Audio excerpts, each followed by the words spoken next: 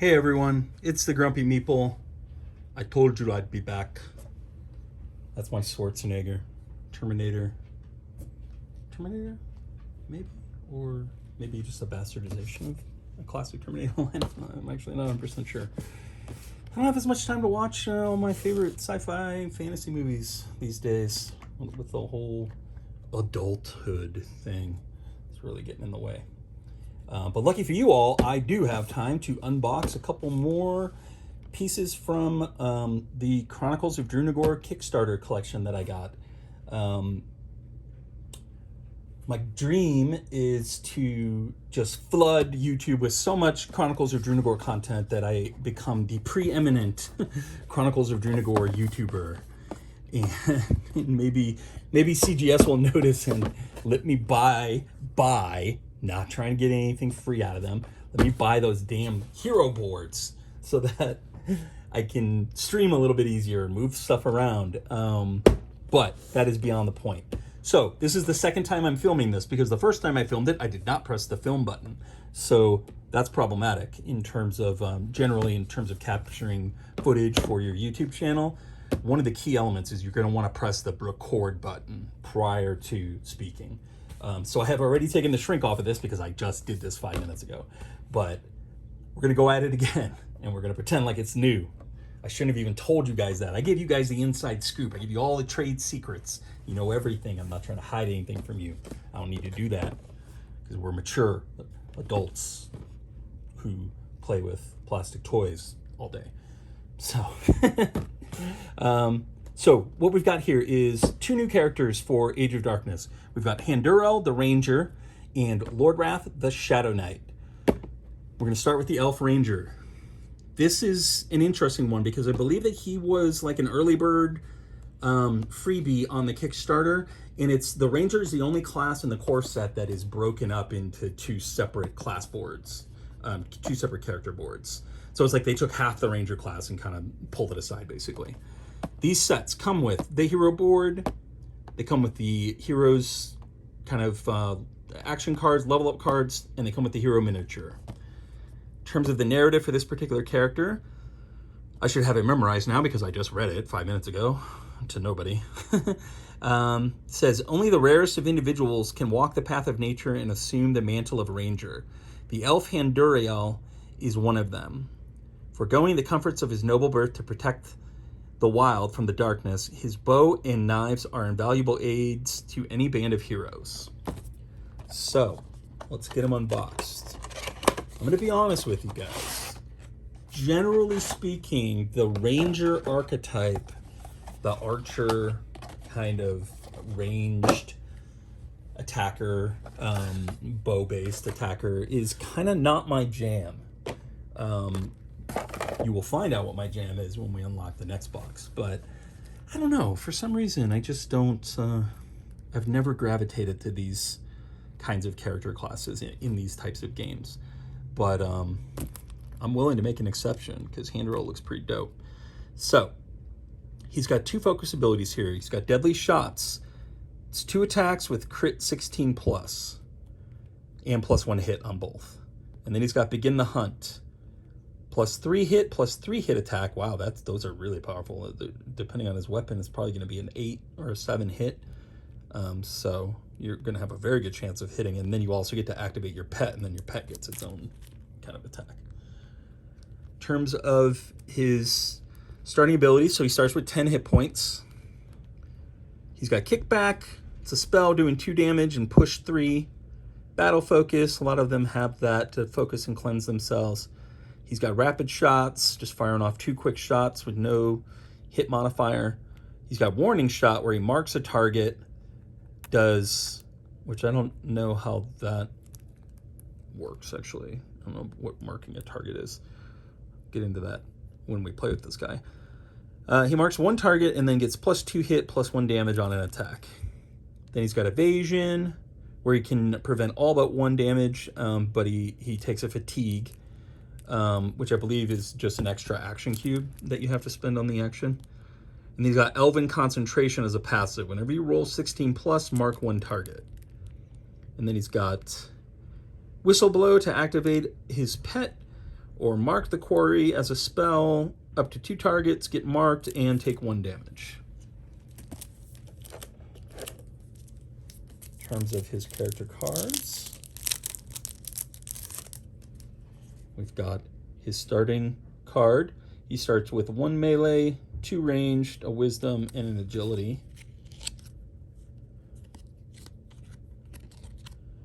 Interesting. He doesn't have a commander card. That's unusual. Maybe it's in the stretch goals and I just didn't notice. And then here you've got his ability cards. I'm probably not going to necessarily go through all these, but I will hold them up to the screen so that you can pause and see them. There's the other side of his first agility skill card. Here he's got his melee skill. Ooh, he gets a passive on his melee skill. That's nice. Ooh, multiple, yeah. Fire trap, sounds cool. His range skill. A couple of a very powerful attack that will stun.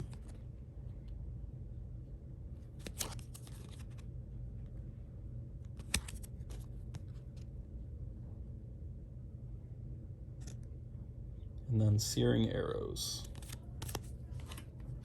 And then finally, he's got his wisdom skills. Elvish memory. Copy one of your skills that is blocked by an action cube. That's really cool.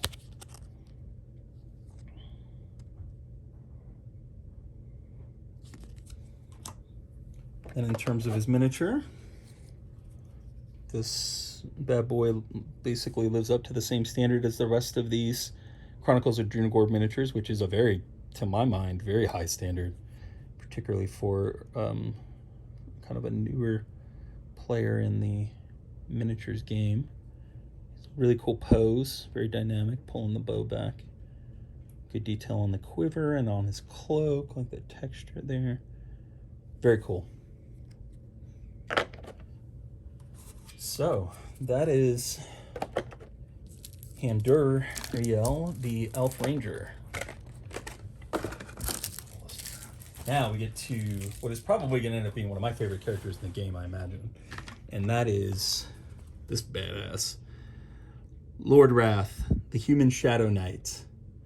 So you can see he's got a little bit of a Darth Vader vibe going there with the mask. Love it. So, talking about the kinds of characters that I do like in these games, typically it's guys like this.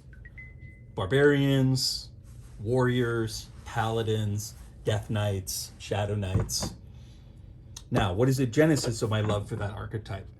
I can't be sure, but I believe that it dates all the way back to Final Fantasy II/4, which came out in the United States, I want to say in 1991,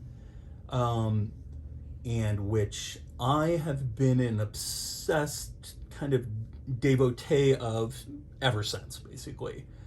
I've probably beaten that game 40 times on like 6 or 7 different systems, different incarnations, the 3D remake, the PlayStation Portable remake.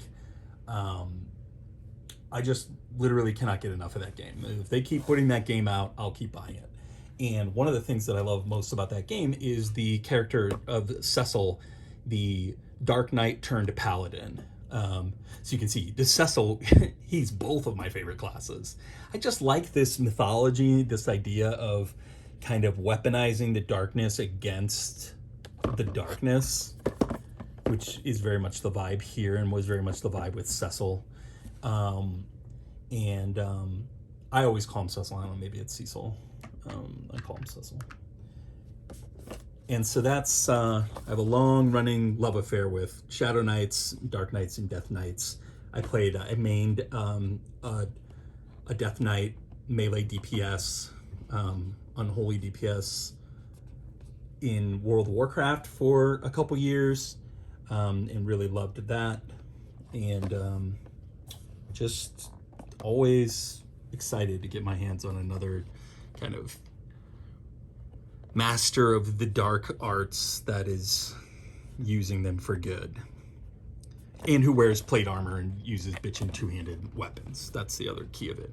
You know, like a necromancer or something like that, like a spellcaster, you know, it's okay. But what I really like is a big plate-wearing beast who's throwing around, you know, shadow magic and stuff with a two-handed sword or axe. So, in terms of the character, though, it is said that merely to gaze upon the undead king's phylacterium can instantly corrupt the most noble of heroes, but some are strong enough to seize the darkness within and turn it into a weapon.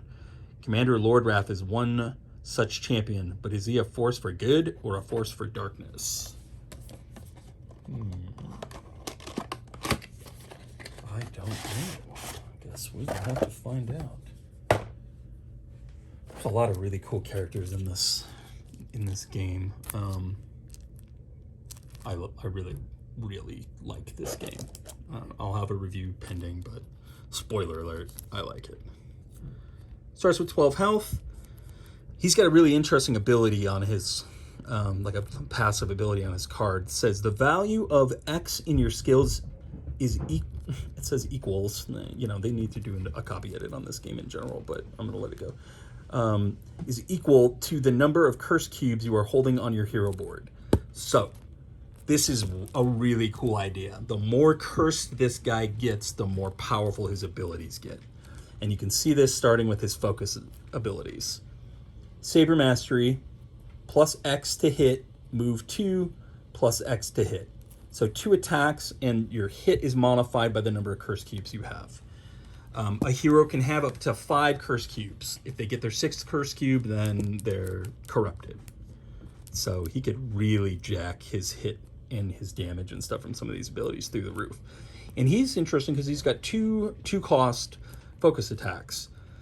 So the second one is called Breath Theft. Plus it does 4 damage and knockdown. So that's really powerful. 4 damage just raw from a spell that can't miss is pretty strong from what I've seen. You know, I haven't carefully examined all these characters, but I've looked at a few of them, and that seems pretty strong. So here you go. You get these abilities where his curse is going to modify the strength of the ability. Skies Walker, jump, X, number of curse cubes. Self Shield 2, Shadow Arcing, Cleave 2, plus X to hit. Tainted Strike, plus X to hit, 2 damage. Harvest Life as a passive. Whenever a gray monster dies, self-focus 1. Oh wow, that's really powerful. So it's not even when he kills a gray monster. It's just if you kill a gray monster, he's focusing. So he's feeding himself these very powerful focus abilities. He's got Battle Focus, which is pretty common. Might even be on all of the characters, I'm not sure. Lord's March, move 3, intimidate 2. Parry and Riposte as a reaction ability, prevent 2, retaliate 2. That's cool. And then Overpressure as a spell. Another 4 damage spell. 4 damage and Telekinesis 3. That is really powerful. And moving on, we've got his character cards.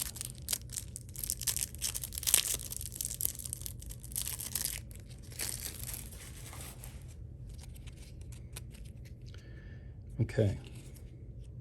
And he does have a commander, which is interesting. I'm betting that Handuriel's commander card is in the stretch goal box. The commander side is like the bad guy side. You know, the enemy side. So, Lordwrath starts with 2 melee cubes, a ranged, a focus, or a wisdom, and an agility. And then, in terms of his ability cards, I'll give you all a sneak peek here. Whenever you roll 16 plus Telekinesis 3. Wow. That's cool.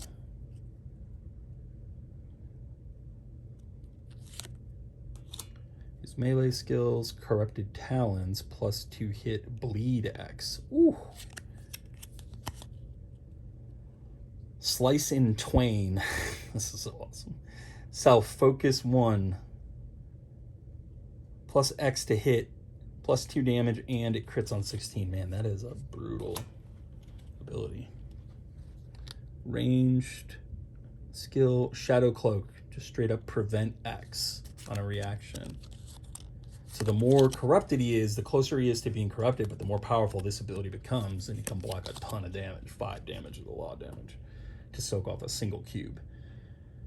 And then he's got Stranglehold, plus X hit, plus X damage, telekinesis 3. And then finally his Wisdom skill set, Darkness Attunement, Self, Focus 1, and Shield X.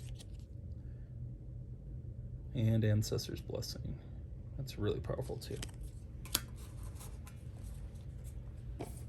Definitely going to be playing as this guy sometime. Oh, we got a miniature down, guys. Okay, so. And then finally we have his hero miniature, which, very cool. I love his giant, look at it, the size of his hand. What is going on there? Is that like a claw or, because his other hand looks to be relatively normal size, but his right hand is massive. It's awesome. So I got again, another sculpted custom base, bitchin' longsword with which to slice his foes in twain, which is not a term you hear enough in modern day. There's really not a whole lot of use for it. Okay, so anyways, that is my unboxing of the 2 new hero sets for Chronicles of Drunagor, Age of Darkness. Let me know in the comments if you're enjoying the COD, I feel like that's Call of Duty, that might get confusing. The Drunagor coverage, I sure hope so, because I plan to continue moving it along, unless there's a mass revolt in the comments. So, but I do have some other stuff coming. I'm finishing up painting Zombicide 2nd edition, and once that's done, I'm going to start playing that again, because I have a campaign going for that, and I don't want to kind of lose my momentum on it. I also have campaigns going for Lord of the Rings, Journeys in Middle-earth, Core Space. I've got a campaign going for Dice Throne Adventures. Technically, I've got one going for Ninja Turtles. I've got like a 3-year-old Gloomhaven campaign that I'm still not through, and Jaws of the Lion. Guys, I have a lot of these campaign-based games, and I am very... Oh, and Shadows of Brimstone, which is by far the biggest, most massive game I own, and the longest campaign, that I could ever play. So, a lot of campaign games, but I'm going to stick with Chronicles of Drunagor because people seem to be enjoying the content, and I'm really enjoying playing it. So, that's all I have for now. I will talk to you all later.